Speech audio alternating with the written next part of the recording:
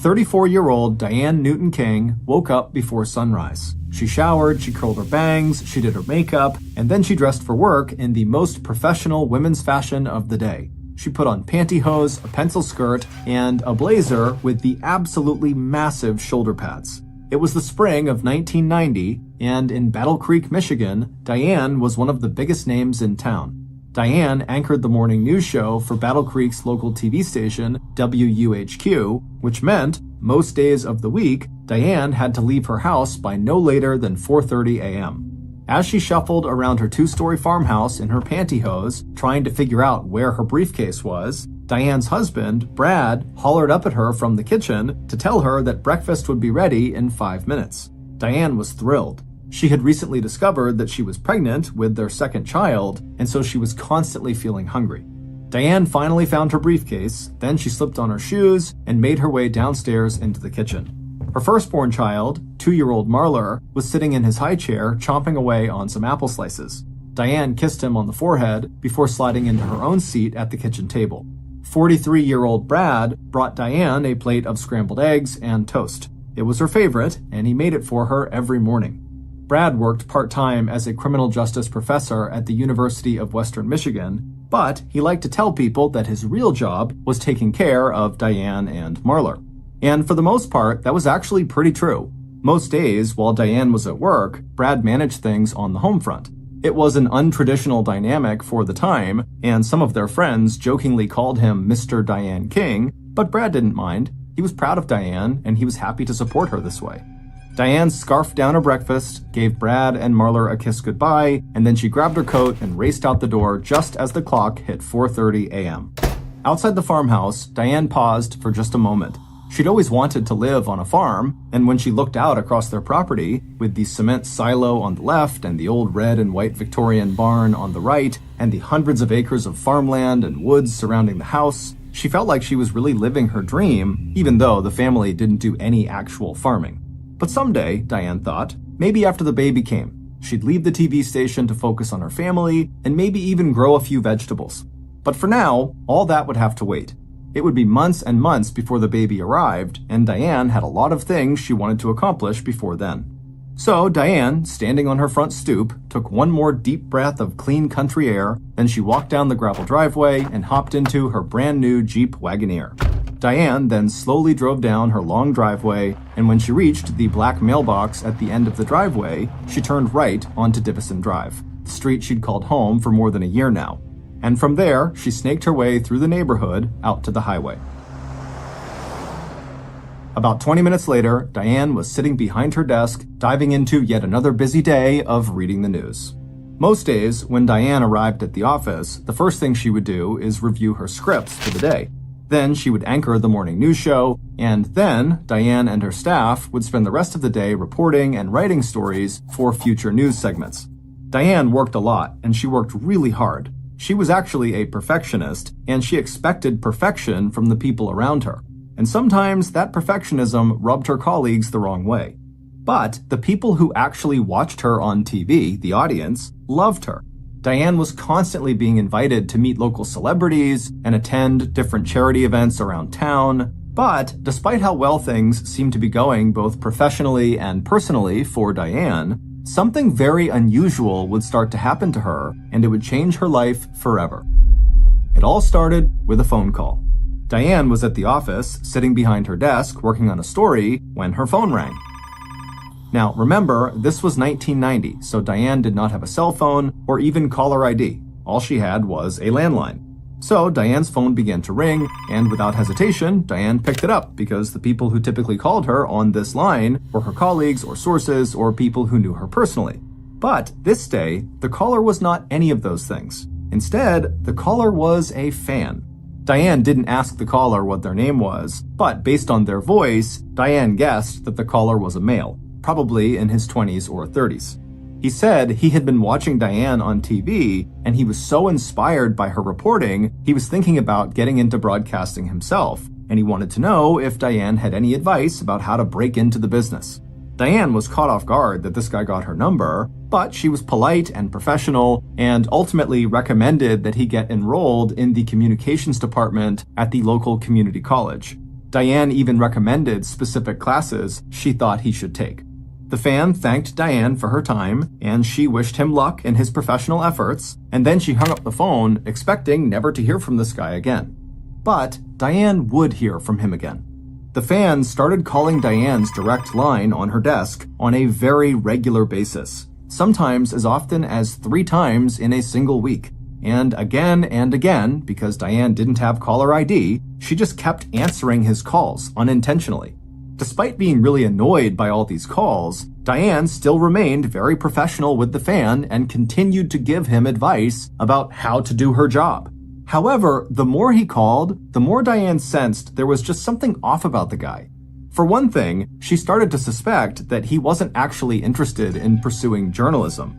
The questions he asked her didn't feel like the kind of questions you would expect from someone who was looking for guidance or information or even mentorship. They felt like an excuse to contact her, like he was making up questions just so that he could listen to her answer them. And there was something else that seemed kind of creepy.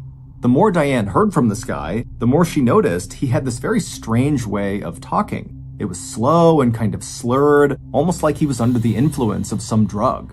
Now, nothing this guy said to her was ever overtly rude or threatening, but after several calls, Diane couldn't help feeling like this guy could be a danger to her, and she had good reason to feel that way. For the last 2 years, every supermarket tabloid in the country had been running these stories about the rise in celebrity stalking cases. And now, the problem had gotten so serious that even the legitimate newspapers were covering these stories too.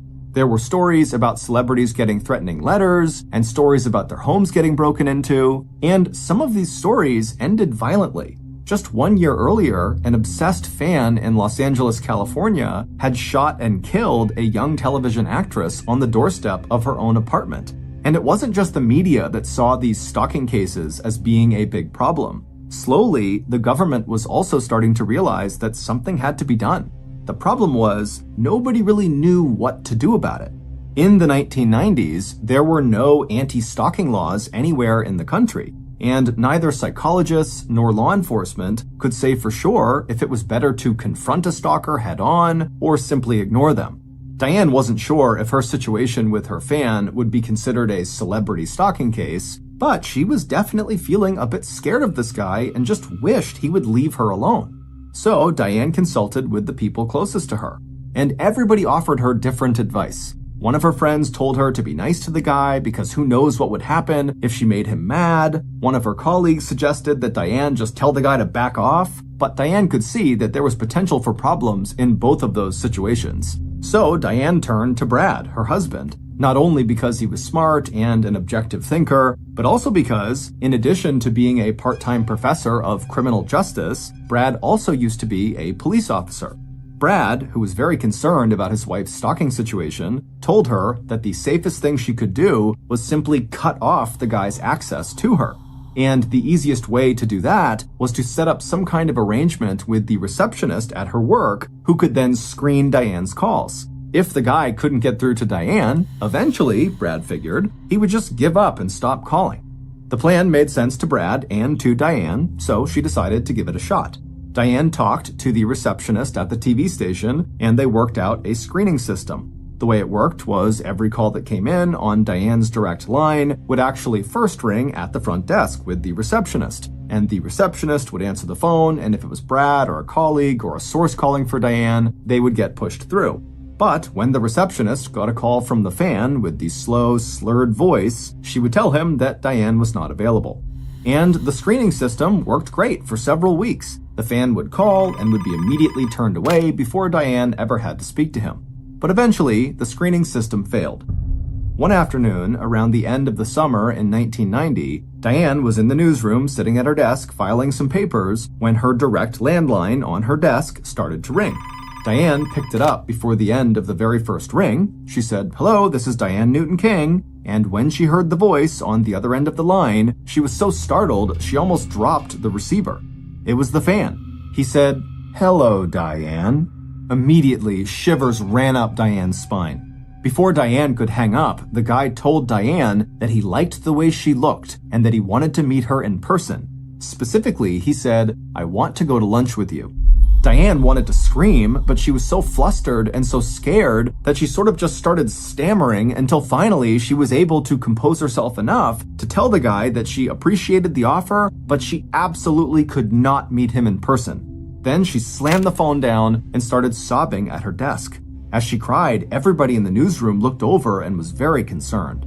That night, when Diane came home, she told Brad about what happened that day, and Brad was livid. How could this guy get through to her phone? Why didn't the receptionist screen the call? Brad called the station and demanded answers, but no one at the station, including the receptionist, had any idea how this guy got through to Diane.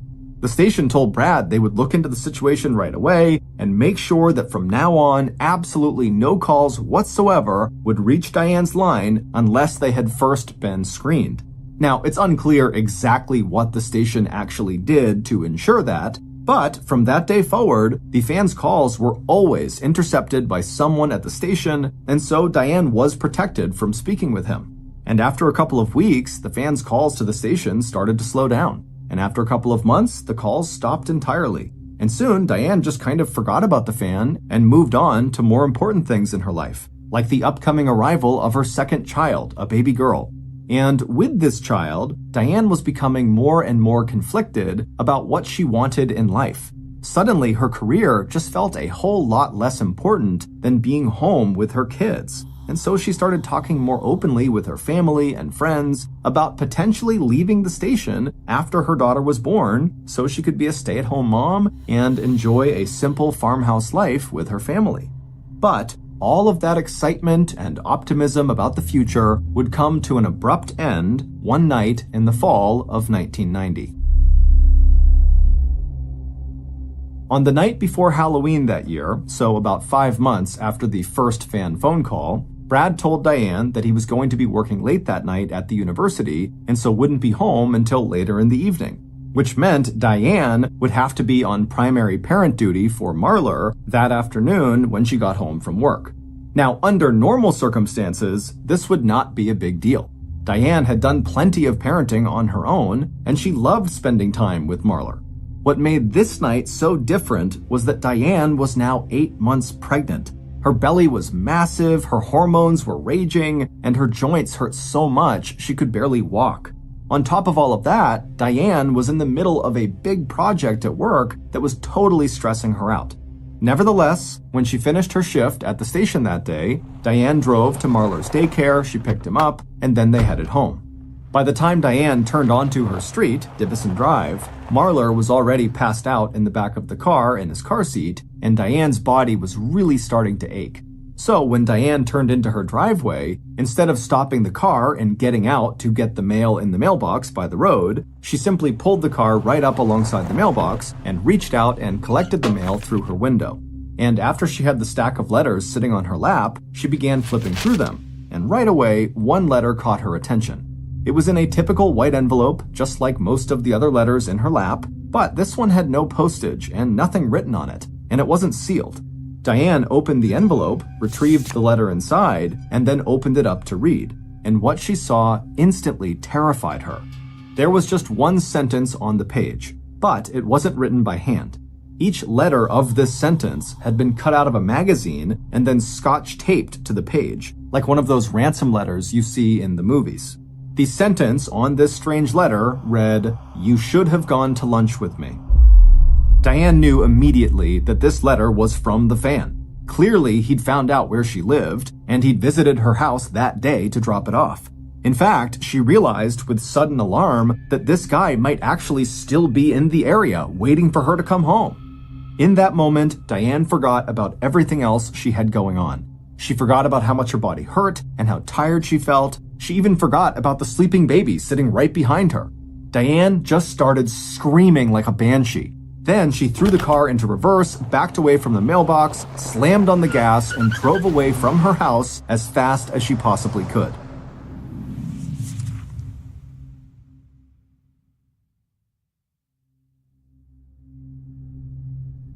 About 15 minutes later, Diane showed up at her friend Cindy Acosta's house. Diane and Cindy worked together at the TV station, and Cindy was one of the first people Diane had reached out to for advice when this fan started calling her.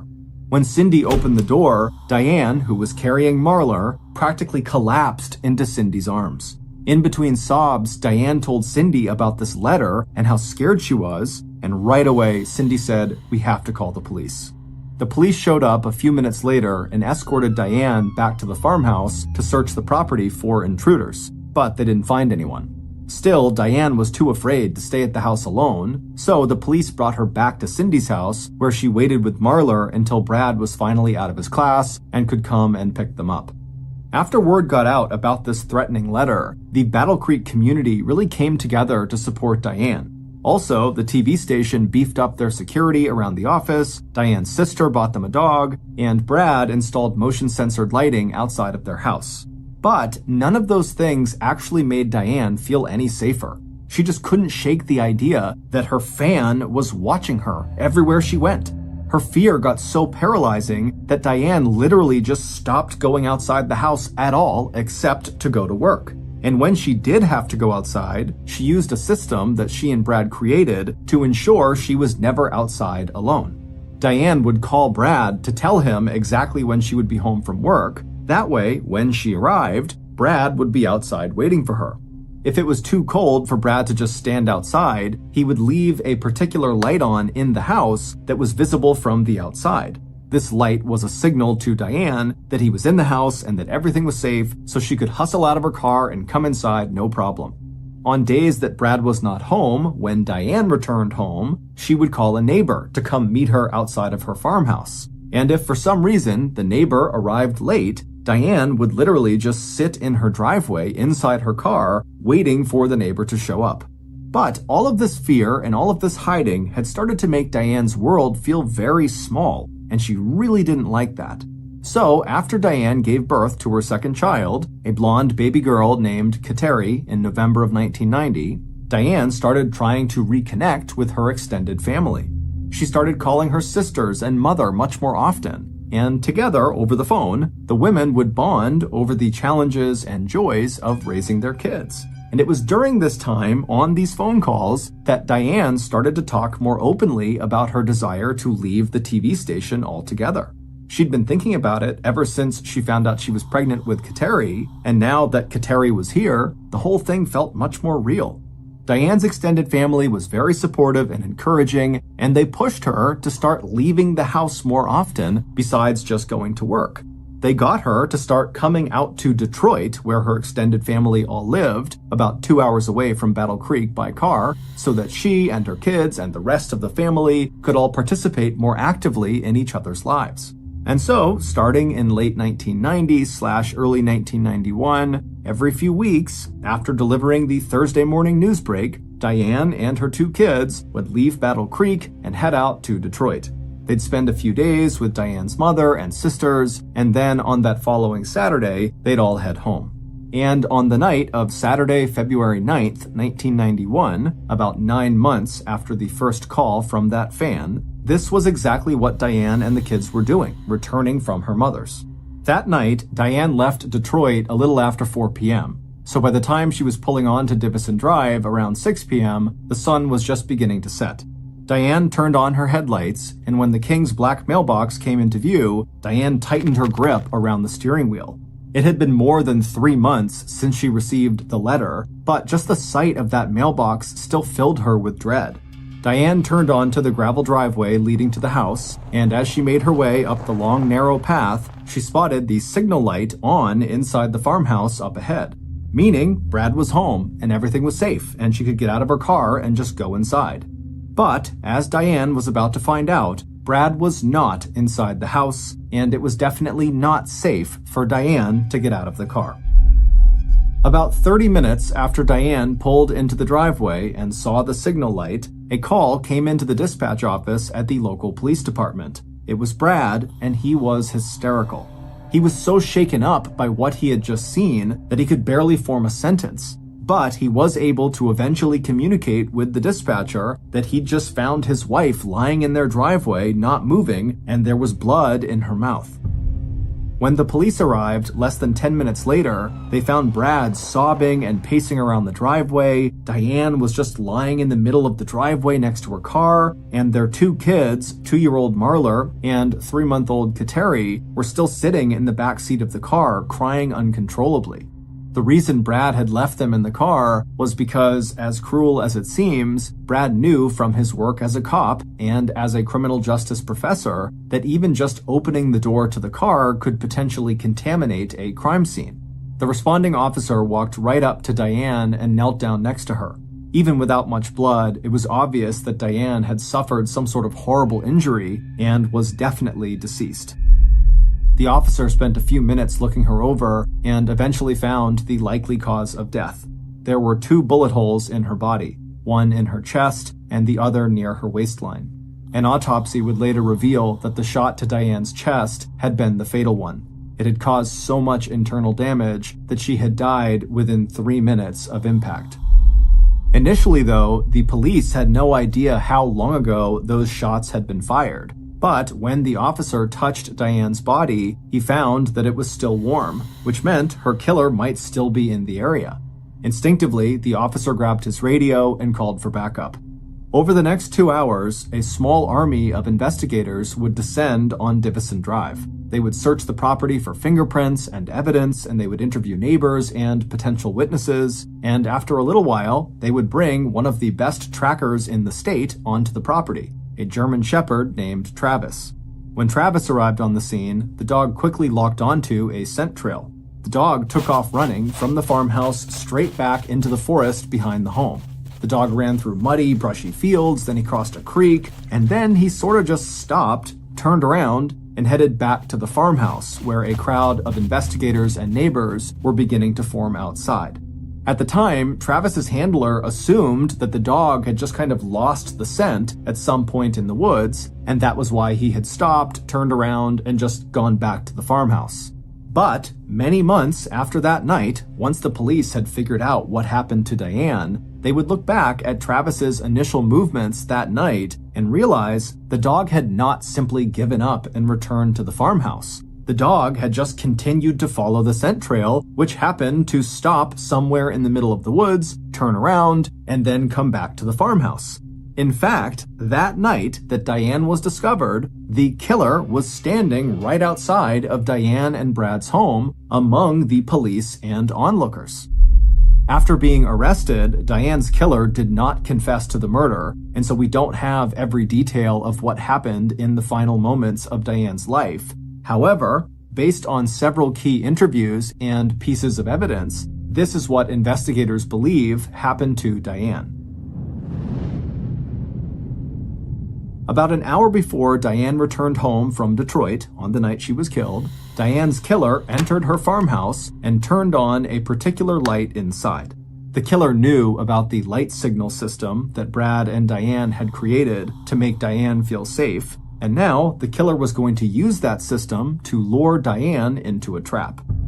After switching the signal light on, the killer walked back outside and headed for the old red and white Victorian barn, which was situated in front of Diane and Brad's property, just to the left of the gravel driveway. There was no light in the old barn, but it didn't matter. The killer had been on this property many times in the past and had even practiced this particular route in the darkness when no one else was home. Inside the barn, the killer walked past the family's tractor and the many tools they left lying on the ground. The killer walked past the family's protection dog, but the dog just kind of looked up and didn't even bark. And then the killer reached the back of the barn and climbed a narrow staircase which led to a large, dusty loft area.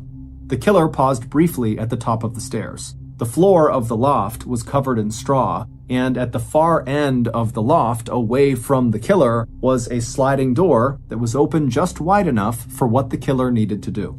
The killer walked over to this slightly open door and peered outside. From there, they could see the front of the farmhouse and the driveway and the spot where Diane parked her car, which was about 70 feet away. The killer checked their watch. It was getting late, which meant Diane would be arriving soon. So the killer got into position. The killer lay belly down in the straw facing the gap in the door, and then they reached out their arm to the right and stuffed their hand into some nearby straw. A moment later, they pulled out a weapon that had been hidden inside the straw, a .22 caliber rifle. About 20 minutes later, the killer spotted a pair of headlights coming down Divison Drive. The killer raised their rifle and looked through the scope, and sure enough, Diane was sitting behind the wheel of this car. As she turned onto her long gravel driveway, the killer flicked the rifle off safe. The killer held Diane in their sights as she drove up the driveway to the house. And when she got close enough that the killer could hear the gravel under her tires, the killer slipped their finger over the trigger. Diane reached her normal parking spot located off to one side of the driveway close to the house, and then she turned the car off. As she gathered her things inside of the car, the killer pushed the rifle's barrel through the small opening in the sliding door and focused their sights on Diane's car door. A moment later, that door opened up and Diane stepped out onto the driveway. The killer paused for a second, taking in the sight of the woman they had terrorized for months and months, calling her over and over and over again at work, and then leaving her that threatening letter in her mailbox. Then, the obsessed fan / Diane's killer squeezed the trigger. The bullet hit Diane squarely in the chest, throwing her body backwards onto the ground and tearing through her insides. After watching her fall to the ground, the killer quickly got up and, with the rifle in his hand, hustled back to the stairs, climbed down to the first floor of the barn, and then marched outside over to Diane's body. Everything was going exactly to plan until the killer spotted something he did not expect to see. Diane's two kids, Marler and Kateri, were still sitting in the back seat of her car. The killer began to panic. Why were the kids here? The killer was certain Diane's plan had been to leave her kids in Detroit for the weekend with her grandmother. But, as the police would later discover, the arrangements for the kids were changed at the last minute because one of the kids had gotten sick while they were at Diane's mom's house, so Diane just brought the kids home with her. But for Diane's killer, the kids presented a huge problem, because after killing Diane, the killer had planned to drive away, get rid of the gun, and then try to establish some kind of alibi before Diane was discovered.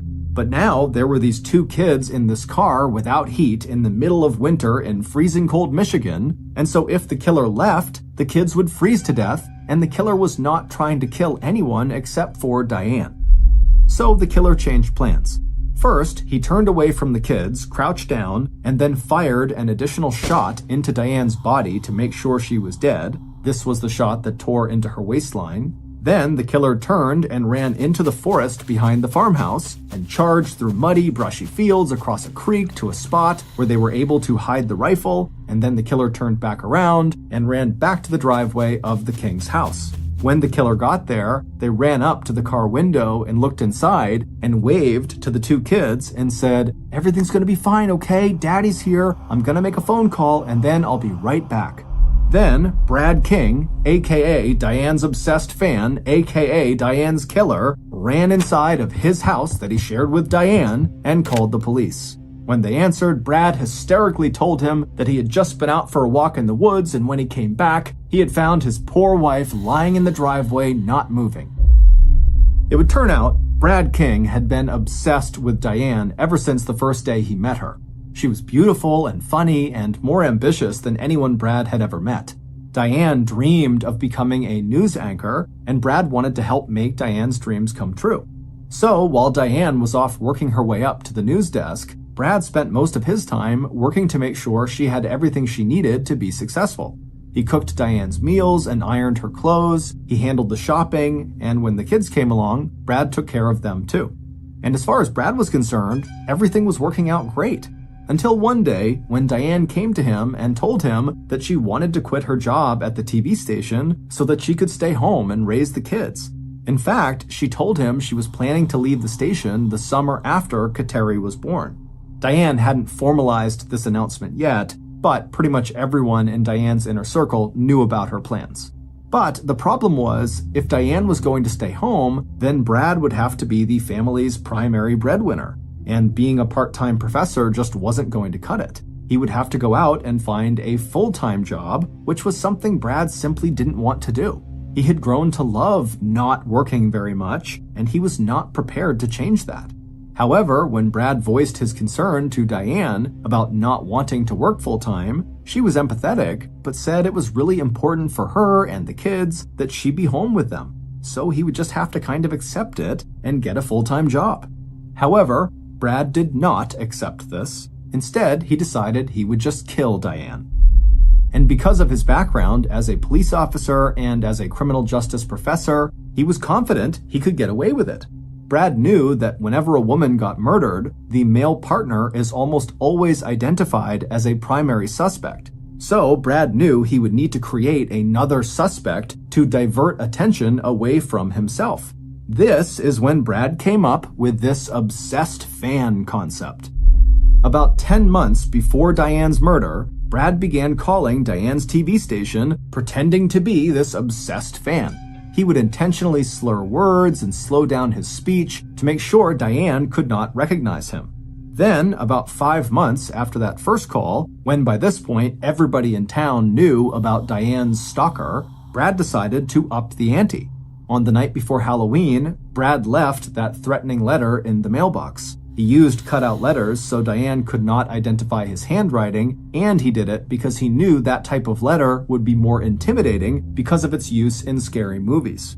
And the letter worked. It terrified Diane, and most importantly, it brought more attention to this fake fan, to the point where the police were actively searching for this person. This obsessed fan had become so real that by the time Brad was ready to kill his wife, he felt certain that nobody would even look twice at him.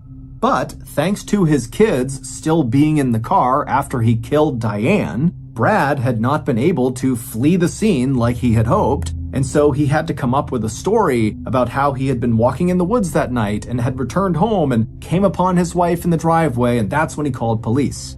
But this story didn't make sense. Police discovered that Brad would have known exactly what time Diane was coming home that night because Diane's mom had called Brad and told him when Diane had left her house. And based on the system that he and Diane had, Brad would have known that Diane would have expected him to be at their house waiting for her when she arrived. So why would Brad choose to be out on a walk in the woods at the exact moment Diane was arriving home?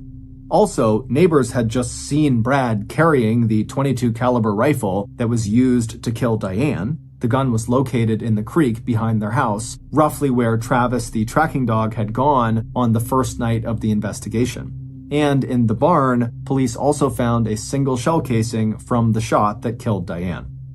On December 13th, 1992, Brad was convicted of murdering his wife, Diane. He was sentenced to life in prison without the possibility of parole. He never showed any remorse for her murder. Diane was buried in Detroit, near where her family lived. On her headstone, it says, "Beloved daughter, sister, mother." Diane was also, of course, a wife, but her family decided not to include that word.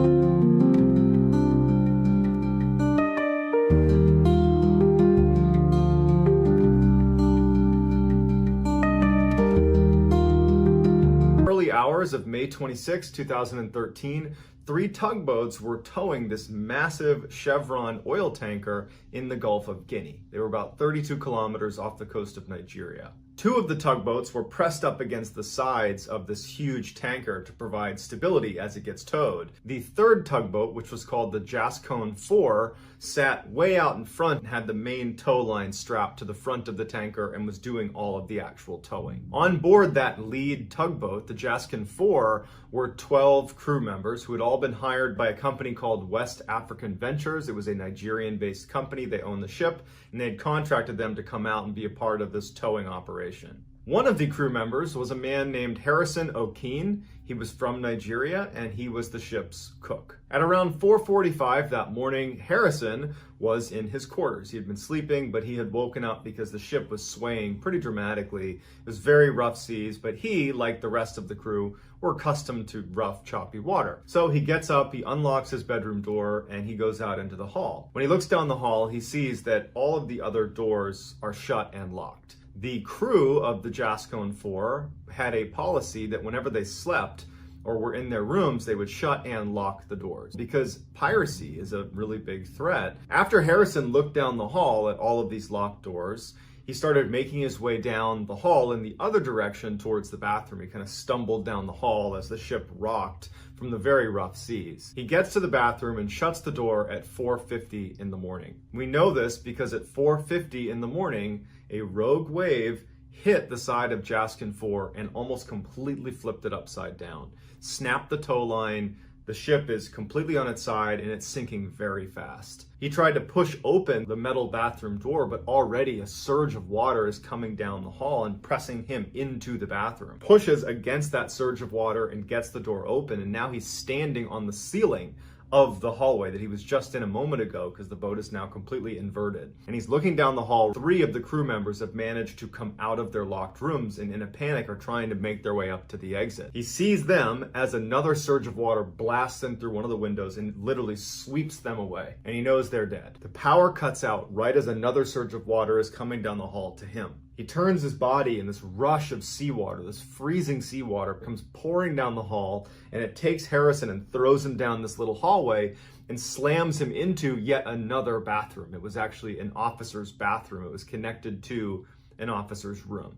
And so now he's inside of this other bathroom and he's kind of like clamoring naturally, instinctively to go up to try to get to air because that's what anyone would do if you're underwater in a panic. And as he's swimming up, he couldn't believe it when he gets to air. His head clears the surface in the bathroom and he's in an air pocket, but it's pitch black. All the power is out. The ship is rapidly sinking. The water is freezing. Harrison has only got his boxer shorts on. He doesn't have a light source, he doesn't have food, he doesn't have water, and he has this couple cubic feet of air that any moment he's waiting for it to collapse. He knows these are his final moments, and he remembers a prayer that his wife had texted him before he started this particular job, and he started reciting the prayer in his head as he waited to die. The ship slams into the ocean floor, but the air pocket doesn't collapse. So Harrison is in this tiny little air pocket 30 meters below the ocean's surface. At this point, even though Harrison has no idea how he just survived the shipwreck, he now has to deal with the fact that he's eventually going to run out of air. He'll die of dehydration. He'll die of exposure. He's in freezing water up to his neck. And most terrifyingly, sharks and other animals are going to start converging on the ship to look for food. And he is in a bathroom that, although there's the air pocket, the door is open into the main hall and his entire body is inside of this bathroom, meaning if a shark were in the hallway swimming down the inside of this hall and it made it to the bathroom, he's completely exposed with no way to shut the door. It was wedged open. So his lower half is completely exposed to whatever wildlife is inside of this ship. So he literally is just waiting to die. He just doesn't know how he's going to die. After sitting there for quite a while, he started to feel very cold, and he knew that if he didn't find a way to get his body a little bit higher into the air pocket, basically get his upper body out of the water, that he was certainly going to die soon, just from hypothermia. Even though he knew he was doomed, his will to live it was bubbling through. He did not want to die yet. And as he's sitting there thinking, how is he going to get himself up into this air pocket? Because he had nothing he could step on or kind of stand on. He realized that right next to him, there was the officer's room. This was the officer's bathroom. And the door was open. He could, if he wanted to, he could dive down and swim through the door and go into the officer's bedroom and look for supplies. And in his mind, he thought he could probably pull off some of the paneling because it's going to be pitch black in there. If he just swam straight to the far side of the room, he could get to some of the fake wood paneling or whatever it was, and he could yank it down. And as he's building up his courage to dive into pitch black water, he starts hearing this horrible sound of large sea creatures smashing into the boat. They were basically looking for entrance points into the boat.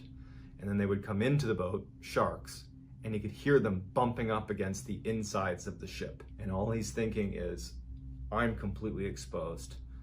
I'm doomed. I gotta go. I gotta go in there. I gotta at least make an attempt to save myself. And so listening to sharks and other animals searching for things to eat, he takes a deep breath, and in total darkness, he dives down and swims into the officer's bedroom. And as he's swimming, because he's just going straight across to the far wall to start yanking off that paneling, he's bumping into things that he believes are bodies. He doesn't know, but he thinks they are. He gets to the far wall and he yanks off a piece of paneling. He swims back. One successful trip. He goes back down and he makes a number of trips until he's able to fashion that little raft he had in mind, like a little step stool that pushed him up into the air pocket to where half of his upper body was now out of the freezing water. Also, while he was in the officer's room, even though it was pitch black, he was kind of like feeling around for things, and he wound up finding a bottle of soda and a flashlight. So he turns on his flashlight and he drinks his soda and he just takes a breath. Even though he's still in the same terrible situation, he's thankful for that little victory. About 24 hours would go by where he has this light on and he's nursing the soda. He knows he's either gonna die from sharks, hypothermia, dehydration, something's going to kill him. But part of him is thinking, maybe if a dive team is able to locate the ship, they're gonna come down to retrieve bodies.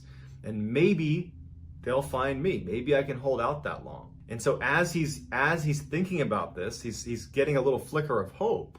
Two horrible things happen. His light goes out, flashlight doesn't work, at the same time that he describes hearing the large sea creatures make their way into the officer's room right next to him. So I want you to think about this. You're at the bottom of the ocean. You're in a ship that has sunk. You're in a little air pocket. You really don't have any supplies to last longer than a few days. It's total darkness. You had your flashlight, it's gone out. It's totally dark. A shark that has been eating your friends, or more than one shark, is now literally feet away from you, and you can hear it eating the bodies that apparently are in there. You are exposed to them because there's an entrance to that room and there's an entrance to the hall. The fear must have been indescribable. For the next 36 hours, Harrison sat there listening to a shark slam into the wall but never attack him. He heard sharks in the main section of the ship bumping around, waiting at any moment that if the ship were to just tilt a little bit, his air pocket's gonna collapse. It's unfathomable how terrible those 36 hours must have been. At the 60-hour mark, he hears what sounds like something metal banging on the outside of the ship. He notices through the hallway, because he has a bit of a vantage point through the water down the hall in front of him, he sees a flicker of light. And there's no light down here, so it really stood out. Without even thinking about it, he takes a deep breath and swims right into the hallway, the one place he had not been since he had gone into the bathroom, because there are sharks. And he starts swimming farther and farther and farther away from his air pocket, and he's running out of air. He can't find the light. He doesn't even know if he saw a light. He thinks he might be hallucinating, and he's realizing, I'm almost out of air. You know, he's looking around and he decides, I gotta go back to my air pocket. And he turns around, he's trying to swim back. He's looking for his bathroom. He's swimming as fast as he can. He's about to run out of air, and he makes it to his air pocket, and his head goes up and he takes a big breath. And he's not sure if he really actually saw the light or not. And he's thinking, that was it. I thought I was gonna be rescued, but I was just imagining it. And then a miracle. It was a diver. And the diver had come back. The diver was part of a crew that had been sent down to recover bodies. No one lives for 3 days underwater. So the diver comes down his way, and Harrison knew that he was going to scare the daylights out of this diver. And so he gently touched him on the back. And the diver reacts really violently because he's expecting it to be an animal of some kind. And Harrison reaches out and just grabs the diver's hand and squeezes it gently and shows him his hand. And the diver's got a big light on his head. Pokes his head up into this air pocket. You see this man that for the past 36 hours has been in total darkness with absolutely no way out. He was done for. And the look on Harrison's face is just, it's priceless. They fitted Harrison with a dive mask and they brought him up. He did not immediately go to the surface because he had been at depth for so long. He had to go through something called decompression. If he had just breathed air at normal pressure, he would have died. So they put him in a decompression chamber for 60 hours before actually bringing him to the surface. And so ultimately Harrison was okay, but the trauma of this experience was so extreme that to this day, Harrison's wife says that basically every night he wakes up thinking he's on a sinking ship.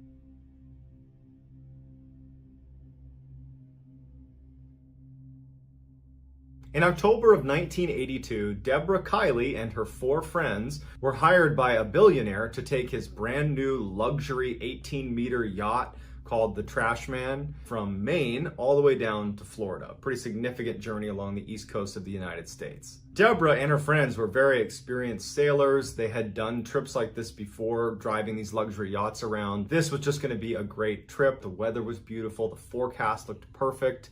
And they were off. 2 days into their journey, when they were off the coast of North Carolina, a freak storm came out of nowhere, and all of a sudden their ship is in this massive, massive storm. And despite their best efforts to keep water from coming in, eventually the ship begins to sink. And so as the ship is clearly sinking, the crew has to abandon it, and they jump into the violently surging sea, and they climb aboard this little tiny life raft with no food, no water, no life-saving equipment. And Meg, who was one of her friends, one of Deborah's friends, had cut open her leg really badly when the ship was initially sinking. Something had fell and cut her leg. So she's bleeding into the water. As they clambered into this dinghy, Deborah remembers something nudging one of her legs and looking out and not just seeing 1 or 2 sharks, but she described seeing hundreds of sharks. 18-foot-long tiger sharks who will eat almost anything, including people, had detected Meg's bleeding leg when she was holding on to the dinghy before she climbed in. They had all swarmed the area, and they start feeling bumps underneath their raft as the tiger sharks are swimming up and ramming into them. The storm ultimately passed and daylight broke, and they're out in this dinghy. They don't know what to do. They're surrounded by all these sharks that are literally swimming around them. They have no resources. They have nothing. They have no way to save themselves. Meg was becoming very sick from the wound in her leg, and everyone knew that probably they were going to die out here. So desperately thirsty were some of the crew members that they began leaning over and drinking seawater until they would vomit. And it was around this time, when they were drinking seawater on the 3rd day, that some of the hallucinations began. They all would see ships in the distance, and they would hear things that weren't really there. They were losing it. And it was also around this time that John, one of the crew members, said that he saw land, and he leapt out of the boat. They screamed for him to come back, but he lost his mind. And they said he only made it about a few meters away from the boat before they hear him start screaming, and the sharks swarm him and pull him under the water. Deborah would say that when this happened, they heard the scream, and they all ducked down inside of the boat. Didn't say a word, didn't even react to it. They knew what was happening, and they knew what was going to happen to them. They were all going to die out here. Shortly after John had jumped in the water and been eaten by sharks, Mark stands up and says that he needs to get something at the store. He was clearly hallucinating. The other 3, they tell him, "You're hallucinating, get back here, sit back down." He wasn't having it, and he stepped off the boat. Immediately, just like John, the sharks swarm him, except they pull him underneath their life raft. In fact, Deborah would say that the violence of the sharks attacking him caused their dinghy to spin. And much like when John had been attacked, they all just laid there in silence because they knew that they were all doomed. By the 4th day, everybody was on a steady decline. They didn't have any water, any food. Meg especially was outright dying. I mean, she had this horrible wound that had gone untreated. And at some point, Deborah and the other crew member who was not hurt, his name was Brad, they fell asleep, and when they woke up, Meg had passed away from her infection. They took off her jewelry and any of her valuables they could give to her family, and then they put her on the edge of the boat. They said a couple words, a little funeral for her, and then they pushed her into the water. And then they laid down inside of the raft as the sharks attacked. At this point, Deborah and Brad, the last 2, they are laying in this lifeboat, fully exposed to the elements. They have no way to save themselves. And at some point they fell asleep, and they probably thought they wouldn't wake up again. But they woke up on the 5th day, and Brad looks out and thinks he sees a ship. And so he looks down and looks back up to make sure he's not hallucinating, and he still sees the ship. He looks down again and looks back up, and it's still a ship, and it's coming closer to them. And he tells Deborah, hey, there's a ship. I'm not imagining it. There's a ship. And she does the same thing. She kind of looks away, like, is that really a ship? And sure enough, it was. And they start waving and using all their energy to try to get this ship to see them, and the ship has clearly seen them. They're waving back. That ship would end up coming over, scooping up Deborah and Brad, getting them to a hospital, and they would make full recoveries. Deborah would go on to be an incredible motivational speaker, as you can imagine, with an experience like that, and she also wrote a book about her experience being lost at sea. Brad would actually continue to go back to sea. He was an accomplished mariner. He would end up becoming the captain of his own ship, and he would regularly sail that route that they crashed on. It's hard to imagine Harrison, Deborah, and Brad going back to a normal life, but ultimately they did. You know, they had this incredible experience. I'm sure it was incredibly traumatic, but I'm sure it gave them a new sense of purpose in the life that they were now being gifted, because they really should not have been alive. Deborah would actually say in one of her keynotes that there's never a day you feel more thankful for life than the day you almost die. If you enjoyed today's stories, I would ask you to please kindly armbar the like button and then subscribe to my channel and turn on notifications so you don't miss any of my weekly 3 to 4 video uploads that sound an awful lot like what you just listened to. If you want to get in touch with me, you can message me on Instagram. My handle is JohnBallen416. I'm also very active on TikTok, where my handle is MrBallen. Wherever I see you, I'm just incredibly thankful for your support. And until next time, see ya.